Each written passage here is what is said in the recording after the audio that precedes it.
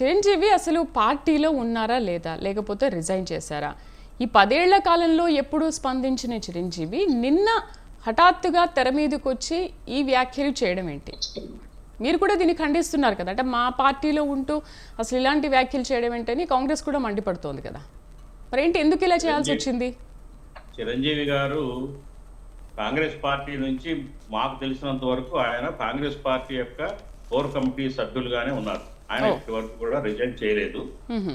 ఆయన కాంగ్రెస్ పార్టీకి రిజైన్ చేయకుండా ఇట్లా ఈ ఎన్డీఏలో ఉన్న సభ్యుల్ని బీజేపీలో కంటెస్ట్ చేస్తున్న మరి ఆయన సీఎం రమేష్ గారిని, అట్లాగే జనసేన క్యాండిడేట్ అతను పంచకర్ల రమేష్ గారిని సపోర్ట్ చేయండి అని అనటం అనేది చాలా విచారకరం, దురదృష్టకరం. మరి అది ఆ తప్పు. ఆయన విజ్ఞతకే మేము వదిలేస్తున్నాం. యాక్చువల్గా ఆయన పార్టీ రాజీనామా చేసి నేరుగా బీజేపీ తోటి మరి పార్టీలో చేరటం, లేకపోతే ఇంకొక జనసేనకితో తమ్ముడు గారి పార్టీ తోటి వర్క్ చేయటం చేస్తే అది ఎవరు దాన్ని తప్పుపట్టే పరిస్థితి లేదు.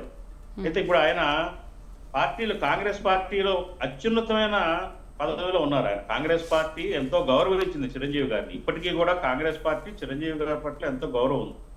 ఆయనకి కేంద్ర పర్యాటక శాఖ మంత్రిగా పదవి ఇవ్వటం, అట్లాగే మరి 19 ఎలక్షన్ లో కూడా ఆయన్ని స్టార్ క్యాంపెయినర్ గా, ప్రచార సారథిగా, ఆయన చైర్మన్ గా ఆయనకి పదవి ఇచ్చి ఎంతో కీలకమైన బాధ్యతలను అప్పచెప్పారు. అంతేకాదమ్మా, నేను ఒకటే ప్రశ్నిస్తా ఉన్నాను. ఇదే చిరంజీవి గారు మరి బీజేపీ ఏదైతే ఎన్డీఏ కూటమికి ప్రధాన సారథ్యం వహిస్తున్న బీజేపీ పార్టీ పట్ల ఆయన గత క్యాంపెయిన్ లో ఏం మాట్లాడారో అందరం విన్నాం. మచిలీపట్నంలో కోనేరు సెంటర్ లో ఒక సభలో ఆయన మోడీ గారిని హిట్లర్ అని, నిరంకుశ వ్యక్తి అని, దేశానికి పనికిరాడని నాయకుడిగా, అట్లాగే ప్రజలందరూ కన్నీళ్లు పెడతారు ఆయన కనుక ప్రధానమంత్రి అయితే అని చెప్పేసి వ్యాఖ్యానించారు.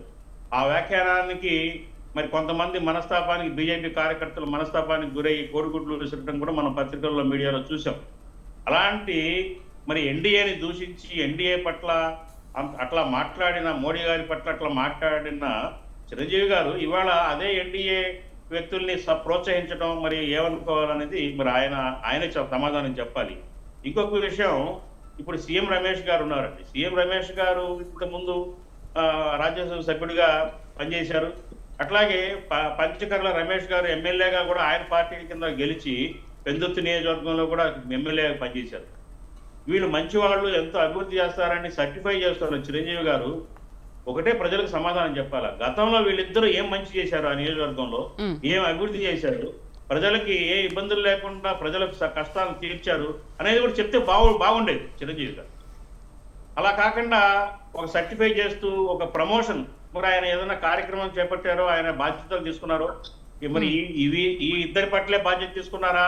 ఇంకా రాను ముందు రోజుల్లో మరి ఎన్డీఏ తరఫున కానీ, లేకపోతే జనసేన క్యాండిడేట్ల తరఫు కానీ, లేకపోతే టీడీపీ పార్టీ కంటెస్టుల్ని వాళ్ళకు కూడా సపోర్ట్ చేసి క్యాంపెయిన్ చేస్తారనేది మనం ముందు చూడాల్సి వస్తుంది. అంటే ఏంటి మరి షేక్ బాజీ గారు, అధిష్టానం దీనిపైన ఇంతవరకు ఏమీ స్పందించలేదా? షేక్ బాజీ గారు, దీనిపైన ఇప్పటివరకు మీ అధిష్టానం ఏమీ స్పందించలేదా?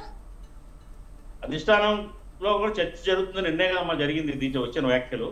అయితే వారు చిరంజీవి గారి పట్ల బీజేపీ తోటి ఒక లోపాయకారిగా ఒక రిలేషన్స్ ఉన్నాయనేది గతంలో కూడా చాలా వార్తలు వచ్చినాయమ్మా. ఆయన్ని మొన్న రాష్ట్రపతి కోటాలోనే మరి ఆయనకి రాజ్యసభ సభ్యత్వం ఇచ్చి ఇవ్వాలని చెప్పేసి కూడా ఒక ప్రపోజల్ వెళ్ళిందని చెప్పేసి అందరం విన్నాము మీడియా ద్వారా. ఆయన దానికి తిరస్కరిస్తే విజయేంద్ర ప్రసాద్ గారిని ఇచ్చారు. అట్లాగే యూపీ నుంచి కూడా మన జీవీఎల్ నరసింహరావు గారి రీప్లేస్ చేసి వీరిని రాజ్యసభ సభ్యుడిగా తీసుకోవాలని బీజేపీ ప్రయత్నం చేసింది. బహుశా అది కూడా భవిష్యత్తులో మనం చూస్తామేమో.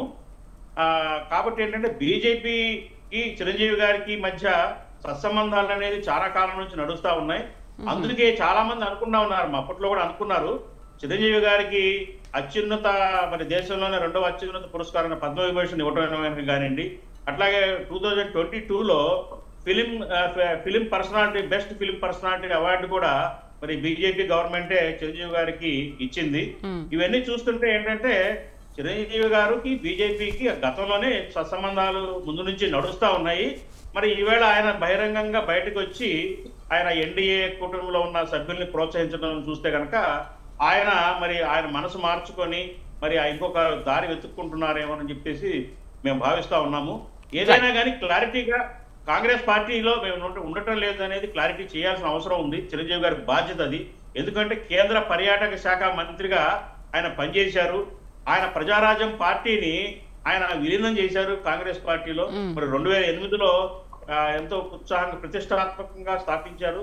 కాంగ్రెస్ పార్టీని విలీనం చేసి కాంగ్రెస్ పార్టీ యొక్క అత్యున్నతమైన పదవులను ఆయన తీసుకున్నారు, ఆయన అనుభవించారు. కాబట్టి ఆయన బాధ్యత ఏంటంటే కాంగ్రెస్ పార్టీగా ఉన్నారా లేరా, కాంగ్రెస్ పార్టీకి రాజీనామా చేస్తున్నారా లేదా అనేది ఆయన చెప్పాల్సిన అవసరం ఎంతైనా ఉందాం. బట్ ఇన్ని రోజుల నుంచి మీ పార్టీలోనే ఉంటున్నారు, మీరు చేసే కార్యక్రమాల్లో కూడా ఎక్కడా పాల్గొనట్లేదు. అది మీకు తెలుసు కదా, నిజంగా అసలు పార్టీ కార్యక్రమాల్లో చురుగ్గా ఉన్నారా లేదా అనే విషయం మీకు తెలుసు కదా. అయినప్పటికీ కూడా దీన్ని ఎప్పుడు మీరు ఖండించలేదా? ఒకవేళ బీజేపీతో సత్సంబంధాలు ఉన్నాయి అని అంటున్నారు, ఎప్పుడు మీరు దీన్ని ఖండించలేదా? యాక్చువల్గా ఏంటంటే ఆయన డైరెక్ట్ గా నేరుగా ప్రత్యక్షంగా అయితే రాలేదు కదమ్మా. ప్రత్యక్షంగా వచ్చి ఉంటే ఇవాళే వచ్చారు, అందుకనే మేము మీడియా ముందు నుంచి ఖండిస్తున్నాం ఆయన చర్యల్ని. రైట్. ఇప్పటి వరకు కూడా ఆయన ఒక బీజేపీకి కానీ ఎన్డీఏకి కానీ సపోర్ట్ చేస్తూ బహిరంగంగా బయటకు వచ్చిన దాఖలాలు లేవు. కానీ నేను మాట్లాడుతుంది ఏంటంటే లోపాయకారిగా ఆయన బీజేపీ సానుభూతిపరుడుగా ఎన్డీఏ సానుభూతిపరుడుగా ఉన్నారనేది అర్థమవుతా ఉంది. మరి ఆయన మరి ఇటీవల మనం చూసాము, మరి పవన్ కళ్యాణ్ గారి జనసేన పార్టీకి కూడా విరాళాలు ఇచ్చారు. తమ్ముడిగా ఆయన తమ్ముడికి సహాయం చేయాలనే ఉద్దేశంతో ఇస్తే ఇచ్చుండొచ్చు, దాన్ని తప్పట్లేము. కానీ ఈ రకంగా చిరంజీవి అంటే ఎంతో గౌరవం ఉంది, ప్రజల్లో అభిమానం ఉంది. అట్లాగే ఒక మంచి కాపు నేతగా కూడా రాజకీయ పరంగా గుర్తింపు ఉంది. ఆయన సినిమా స్టార్ గా అయితే ఆయన చాలా గొప్ప వ్యక్తి. కానీ రాజకీయాల్లో మేమైతే అనుకుంటున్నాం ఆయన రాజకీయాల్లో అంత పరిణితి చూపించలేదు ప్రతి విషయంలో కూడా. ఇవాళ ఇదే ఆయన యొక్క చర్యలు, ఆయన యొక్క వ్యాఖ్యానాలు నిదర్శనంగా మనం భావించి మంచి వాళ్ళని సర్టిఫై చేసి ప్రజలకు చెప్పాలా. అలా కాకుండా వాళ్ళిద్దరినే ఆయన సర్టిఫై చేస్తున్నారంటే మరి ఆయన ఎన్డీఏకి ఇండైరెక్ట్ గా సపోర్ట్ చేస్తున్నట్టు అనుకోవాలా? ఇవన్నీ కూడా చిరంజీవి గారు ఆన్సర్ ఇవ్వాల్సి ఉంటుందండి ప్రజలకి. ఎందుకంటే ఆయన చిన్న వ్యక్తి కాదు, కేంద్ర మంత్రిగా పనిచేసిన వ్యక్తి, సినిమా స్టారు, మెగాస్టారు, అట్లాగే ఎంతో ప్రజాభిమానం ఉంది. ఒక వర్గం ప్రజలలోకి ఆయన ఆరాధ్య దైవంగా భావిస్తూ ఉంటారు. అటువంటి వ్యక్తి ఇట్లా బయటకు వచ్చి ఒక ఇద్దరిని సపోర్ట్ చేస్తూ సర్టిఫై చేస్తూ ఓట్ చేయండి అని చెప్పేసి అడగటం అన్నది అది చర్చనీయాంశం అమ్మా. అది ఆయన సమాధానం ఇమీడియట్ గా చెప్పాల్సిన అవసరం ఎంతైనా ఉంది. ఒకవేళ మంచి వ్యక్తిని ప్రోత్సహించే ఉద్దేశంతో చిరంజీవి గారు ఉన్నారా, లేకపోతే మళ్ళీ రాజకీయాల్లో ప్రత్యక్ష రాజకీయాల్లో వచ్చే ఉద్దేశంతో ఆయన ఈ కామెంట్ చేస్తున్నారా అనేది కూడా స్పష్టం చేయాల్సిన అవసరం ఉందాం. అంటే పొద్దున వాళ్ళిద్దరి తరఫున క్యాంపెయినింగ్ కూడా చేసే అవకాశాలు ఉండొచ్చేమో, చెప్పలేం. ఆ ఇద్దరు తరఫు చేస్తారా, మళ్ళీ రాబోయే రోజుల్లో భుజాన్ని వేసుకుంటారా అనేది కూడా ప్రశ్నార్థకమే అమ్మా. అది మనం చూస్తాం ముందు కూడా. ఎందుకంటే గతంలో చిరంజీవి గారి యొక్క ఆయన చర్యలు కానివ్వండి, ఆయన ఈ రాజకీయ వాతావరణంతో ఆయన మమేకమైన విధానం కనుక పరిశీలిస్తే ఆయన ఎన్డీఏకి దగ్గర అవుతున్నట్టుగా, బీజేపీ గవర్నమెంట్ తోటి ఆయన బీజేపీ గవర్నమెంట్ ఈయన్ని ఓన్ చేసుకోవడానికి ప్రయత్నం చేస్తున్నట్టుగా కూడా అనేక దాఖలాలు మనం విన్నాం. అంటే ఇది ఒక ఫస్ట్ స్టెప్ పడిందేమో, ఫస్ట్ స్టెప్ నిన్న పడిందేమో. ఫస్ట్ స్టెప్ ఇప్పుడు పడిందమ్మా. ఫస్ట్ స్టెప్ పడి ఇప్పుడు ఫర్దర్ ఇప్పుడు ఆయన ఏంటంటే డైరెక్ట్ గా నేరుగా మరి రాజకీయాల్లోకి వచ్చే ప్రయత్నాలు చేస్తున్నట్టుగా ఇది ఒక అరంగేట్రం చేస్తున్న మళ్ళీ రీ ఎంట్రీకి ఇది ఒక స్టెప్ గా భావించాల్సి వస్తుంది.